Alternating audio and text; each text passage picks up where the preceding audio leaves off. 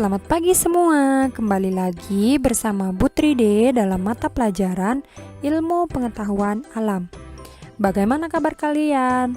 Semoga selalu dalam keadaan sehat ya dan selalu semangat untuk belajar di rumah.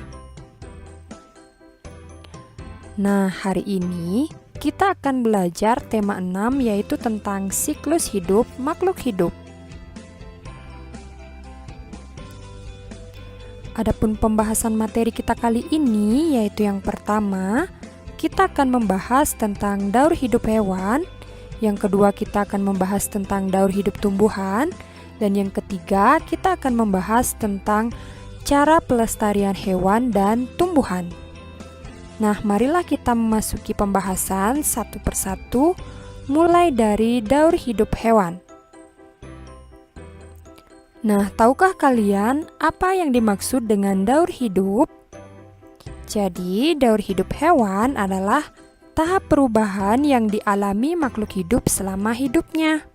Nah, daur hidup ini dapat dibedakan menjadi dua jenis. Yang pertama disebut dengan daur hidup hewan tanpa metamorfosis. Dan jenis daur hidup yang kedua yaitu daur hidup hewan dengan metamorfosis. Nah, apakah di antara kalian ada yang pernah mendengar metamorfosis? Apa itu metamorfosis? Jadi, metamorfosis adalah tahap perubahan bentuk yang tampak berbeda yang dialami hewan sejak menetas sampai menjadi hewan dewasa.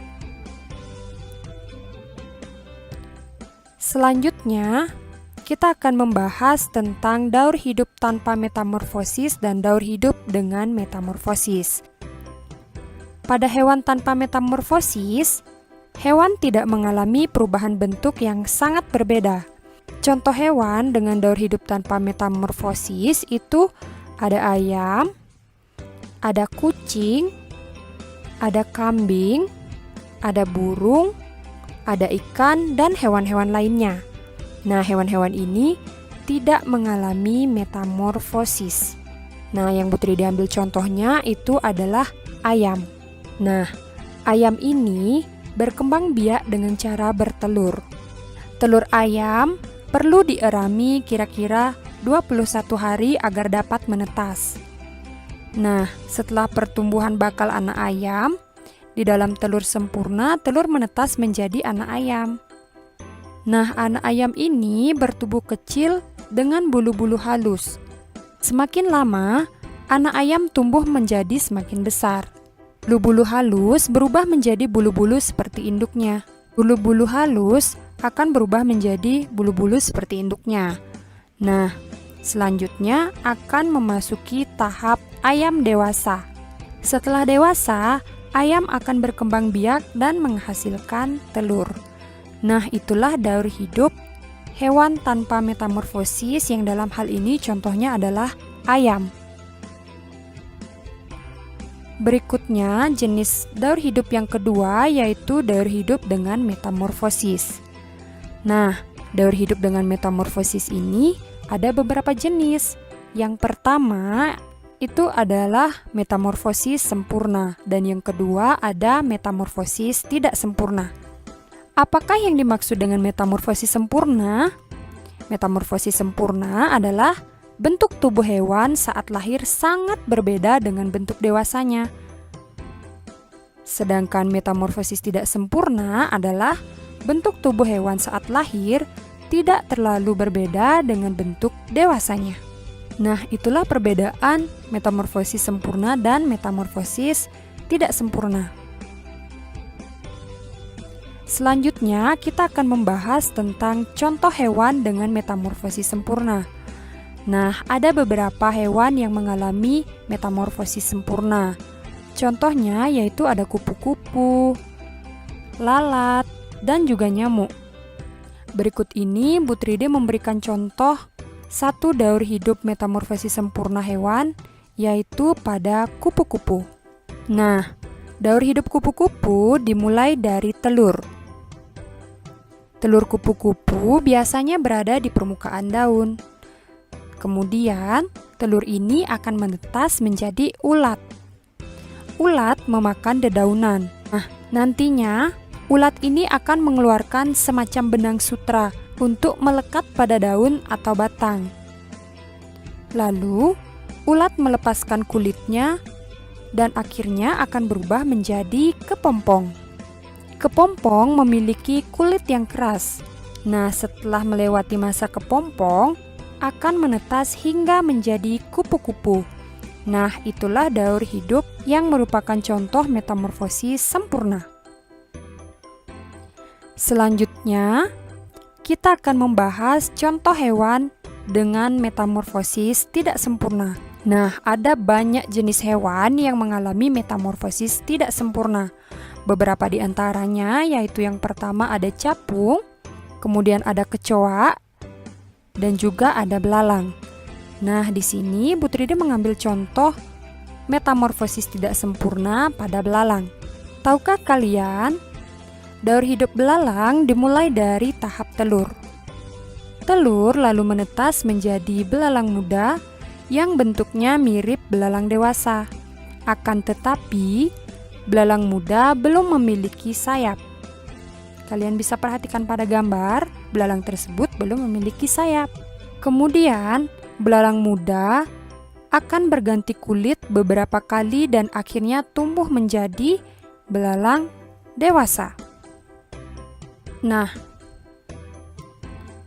ini merupakan tahap telur, kemudian nimfa 1, nimfa 2, dan akhirnya menjadi belalang dewasa.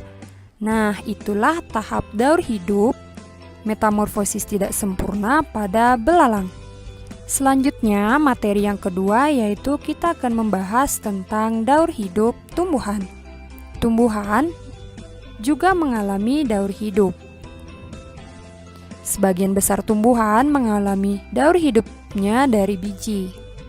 Misalnya tumbuhan kacang hijau, jagung, tomat, dan apel. Nah, kalian perhatikan daur hidup tumbuhan berikut ini ya. Daur hidup tumbuhan berawal dari biji. Biji tumbuhan dapat tumbuh dengan baik jika jatuh di tanah yang lembab. Nah, biji ini akan menyerap air sehingga kulit biji pecah. Dari dalam biji akan muncul akar dan tunas. Kemudian, biji lalu tumbuh menjadi kecambah. Nah, pada tahap ini disebut dengan kecambah.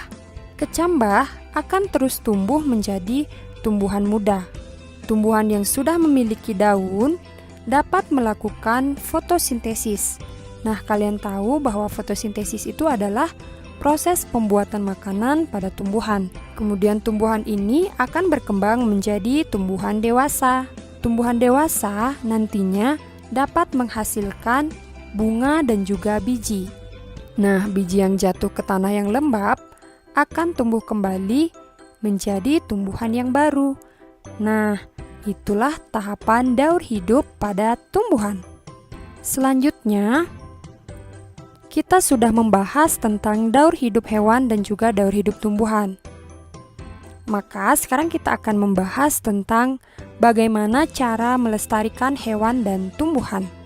Keberadaan hewan dan tumbuhan perlu kita lestarikan agar tidak punah. Nah, adapun caranya yaitu yang pertama, dengan cara melestarikan hewan dan tumbuhan langka. Pelestarian dapat kita lakukan secara in situ atau dilakukan di habitat asli hewan dan tumbuhan.